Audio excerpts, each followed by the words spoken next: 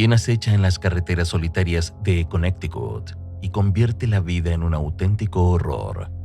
En este video exploraremos la aterradora historia de Michael Ross, el estrangulador de la carretera, sus crímenes escalofriantes y secretos ocultos.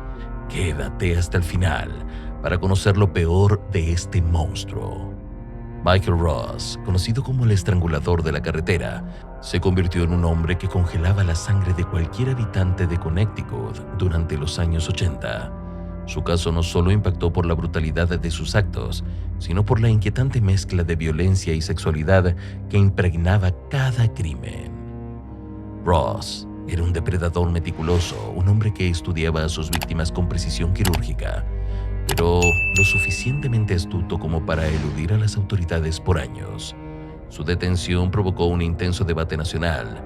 ¿Era un enfermo mental que necesitaba tratamiento o un asesino plenamente consciente de sus actos, merecedor de la pena capital? Las opiniones se dividieron mientras el país observaba horrorizado cómo la justicia enfrentaba a un hombre que parecía combinar frialdad estratégica con impulsos incontrolables. Lo que marcaba la diferencia de Ross respecto a otros criminales era su capacidad para mezclarse entre la gente, aparentando normalidad mientras acechaba a sus víctimas. Cada movimiento, cada mirada era parte de un juego mortal que lo convirtió en uno de los asesinos en serie más escalofriantes de su tiempo. El patrón de Ross era aterrador en su consistencia. Caminaba al costado de carreteras y rutas solitarias, observando a jóvenes delgadas y de baja estatura, mujeres que se convertían en blanco de su obsesión compulsiva. Una vez seleccionada la víctima, el terror comenzaba. Secuestro, violación y estrangulamiento manual, ejecutado con una frialdad meticulosa. Las primeras víctimas confirmadas reflejaban la escala de su horror. Tammy Williams, apenas 17 años, desapareció el 5 de enero de 1982. Deborah Taylor, de 23, fue asesinada el 15 de junio del mismo año. Robin Stavinsky, 19 años, el 19 de noviembre de 1983. Y Wendy Baribehold, 17 años, el 13 de junio de 1984. Un caso particularmente perturbador involucró a April Brun y Leslie Shelley, dos niñas de 14 años secuestradas el mismo día, el 22 de abril de 1984. A pesar de su habitual patrón sexual, Ross decidió no violar a Shelley, alegando un extraño respeto por su resistencia. Este doble crimen dejó una marca imborrable, mostrando la mente retorcida y calculadora del asesino. Cada acción estaba planeada, cada movimiento medido. La violencia y la perversión se entrelazaban en un ciclo aterrador que dejó a la policía y al público completamente horrorizados. La investigación que puso fin al reinado de terror de Michael Ross fue tan meticulosa como él mismo, liderada por el detective Michael Mervich. El caso tomó un giro decisivo gracias a un detalle aparentemente trivial: un Toyota azul visto cerca de varias escenas del crimen. Cada registro, cada propietario del vehículo se convirtió en una pista crucial.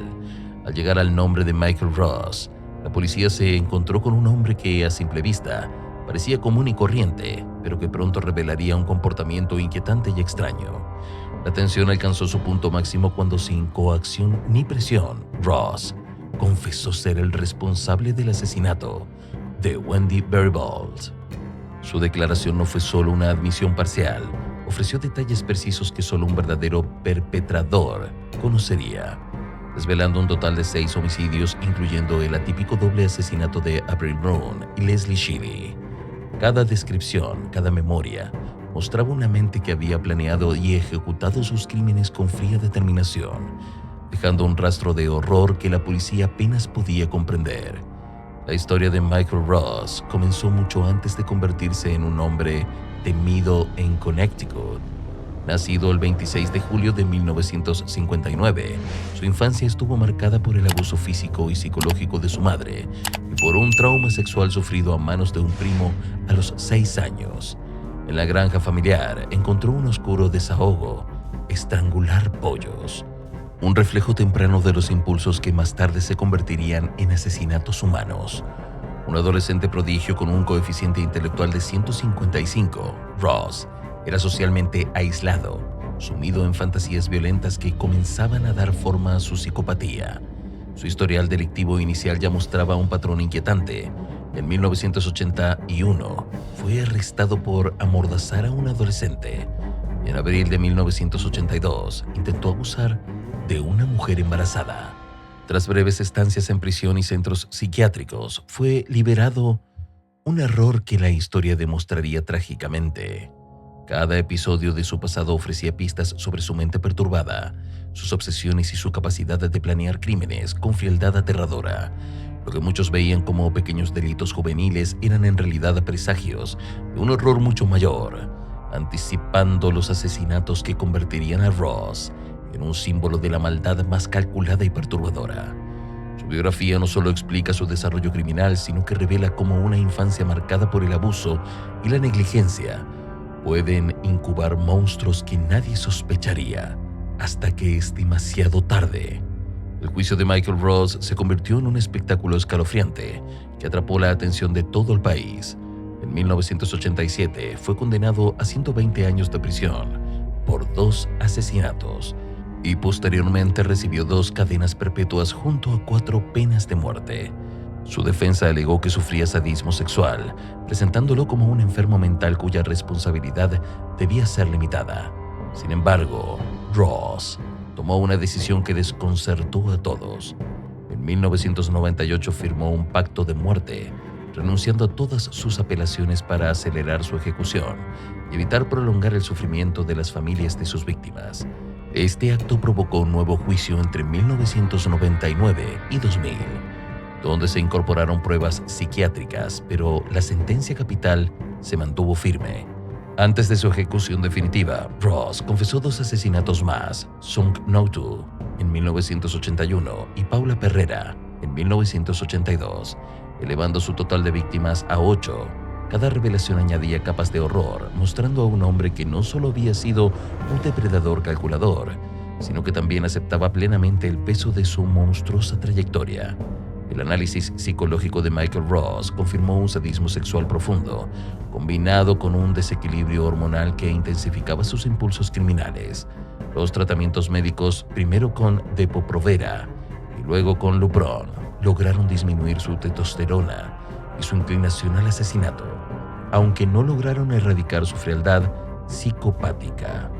Durante los crímenes despersonalizaba a sus víctimas, cosificándolas hasta el extremo, lo que permitía que la violencia y la perversión se combinaran de manera escalofriante.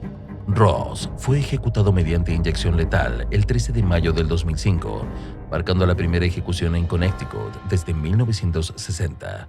Su caso dejó un legado perturbador, un debate eterno sobre la pena de muerte y la influencia de las enfermedades mentales en la criminalidad. Martha Elliott, en su libro El hombre dentro del monstruo, ofrece una mirada compasiva hacia el asesino, tratando de desentrañar cómo un ser humano puede albergar tanta maldad sin perder su capacidad de raciocinio. La historia de Ross sigue resonando en la mente de quienes estudian el crimen, la psicopatía y los límites del castigo. Su vida y sus actos recuerdan que incluso entre la normalidad cotidiana puede esconderse un depredador calculador, cuya lógica perversa transforma lo ordinario en escalofriante y lo imaginable en aterrador. El nombre de Michael Ross permanece como un ícono de terror real, un recordatorio de que la oscuridad humana puede ser tan meticulosa como brutal, dejando cicatrices indelebles en la sociedad y en la memoria de quienes se atreven a recordar su historia.